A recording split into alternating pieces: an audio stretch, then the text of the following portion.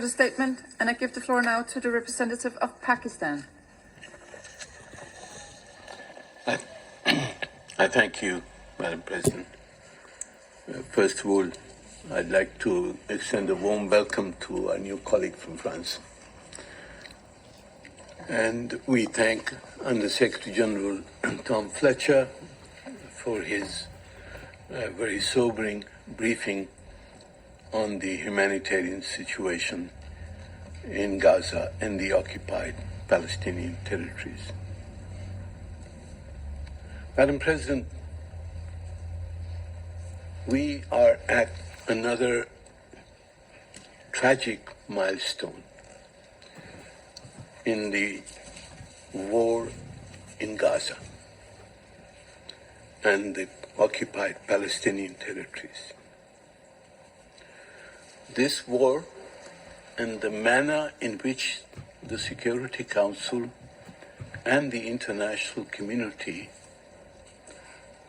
respond to the atrocities and actions that have been taken will have a lasting impact on the nature of the world order which we and succeeding generations inherit. 50,000 plus people have been killed in Gaza, 150,000 injured, and 2/3 of them have been women and children. Attacks on hospitals, schools, mosques, civilian centers.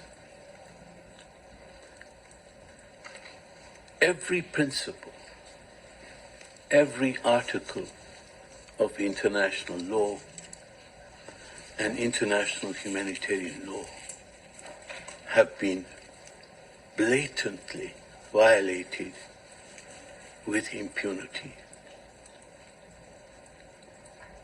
Defying the resolutions of the General Assembly, of the Security Council, of the International Court of Justice.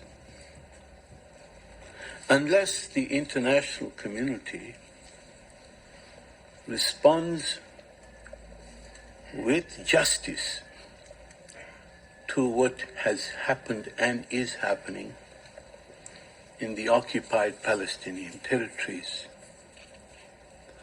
our world order is likely to regress into the barbarism from which the Charter of the United Nations was supposed to rescue us. Madam President, the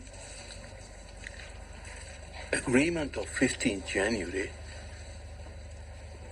for a ceasefire, for a three-phase ceasefire, offered a sliver of hope for the Palestinian people, for the Israeli people, and for the world community. Phase 1 of that agreement was implemented, and serious consideration was continuing for the negotiation, elaboration, and implementation of Phase 2 and 3 of the agreement as outlined in Resolution 2735 of the Security Council. The Arab and OIC Reconstruction and Peace Plan was under consideration in capitals. It offered a road to peace. But obviously, this glimmer of hope and hope for peace was not to the liking of the extremist leaders who rule Israel today. They see their survival in the continuation of the war. But is this in the interest of the hostages? Is this in the interest of the Israeli people? Is this in the interest of the Palestinians? And is this in the interest of world order? I think the answer is obvious. The first tactic to erode the ceasefire agreement was the imposition of the humanitarian blockade, an attempt to extort concessions beyond the ceasefire agreement of 15th of January. Blocking trucks, cutting off electricity and water, restricting NGOs, preventing access for Muslims to access the Holy Al-Aqsa Mosque during the holy month of Ramadan. These are all tactics of the oppressor. And now they have escalated to blatantly violate the ceasefire and resume attacks against the helpless Palestinians in Gaza who were just returning to rebuild their homes. 400, mostly women and children were killed just last night. And if this bombing and artillery attacks continue, hundreds more may be dying as we speak. The Security Council's response must be clear, must be quick, and must be just. Firstly, we must demand a halt to the Israeli attacks in Gaza and the implementation of Resolution 2735.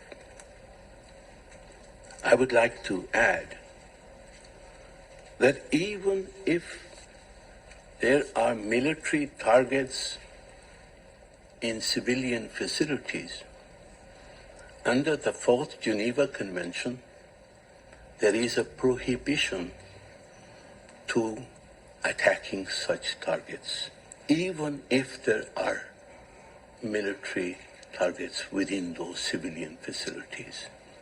It is a clear injunction of international humanitarian law and cannot be offered as an excuse for the killing of civilians, innocent men, women, and children. Secondly, we hope and ask that the negotiations on Phase 2 and Phase 3 of the ceasefire agreement reflected in Resolution 2735 must be resumed. We call for full implementation of all phases of the Gaza ceasefire agreement, including permanent and comprehensive cessation of Israeli hostilities, return of displaced persons to their homes, withdrawal of Israeli forces, opening all crossings, adequate humanitarian access to all parts of the Gaza Strip, and a comprehensive reconstruction plan for Gaza. 3. Humanitarian assistance must be immediately resumed, and the restrictions that have been imposed must be lifted. According to Amnesty International, Israel's, and I quote, Israel's decision to block humanitarian aid to Gaza is a war crime and amounts to collective punishment of the civilian population.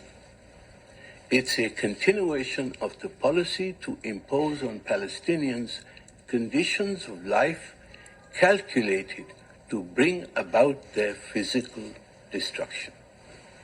This is genocide, unquote. Madam President, we demand that adequate funding should be provided for coordinated efforts that are crucial to enable OCHA's 2025 flash appeal for the occupied Palestinian territories to be funded. Donor contributions today are only 173 million of a 4 billion that is required. And UNRWA's unparalleled capacity to deliver emergency, shelter, food, and medical assistance is irreplaceable and must be allowed to operate without obstruction. Fourthly, Madam President, the Israeli aggression in the West Bank must end.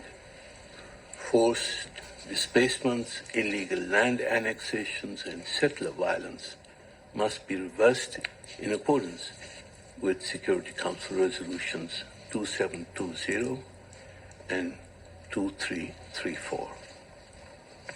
Finally, Madam President, we must ensure the revival of a credible and irreversible political process towards a two-state solution and the establishment of an independent, sovereign Palestinian state within the pre-67 borders with Al-Quds al-Sharif as its capital. This is the only viable path to durable peace. The upcoming June conference, co-chaired by France and Saudi Arabia, is an important opportunity for the peaceful resolution of the Palestinian question and the implementation of the two-state solution. But, Madam President, to realize the possibility of peace, Israel's aggression, its attacks, and its slaughter of the Palestinians must stop. I thank you. I thank the representative of Pakistan for the statement, and I give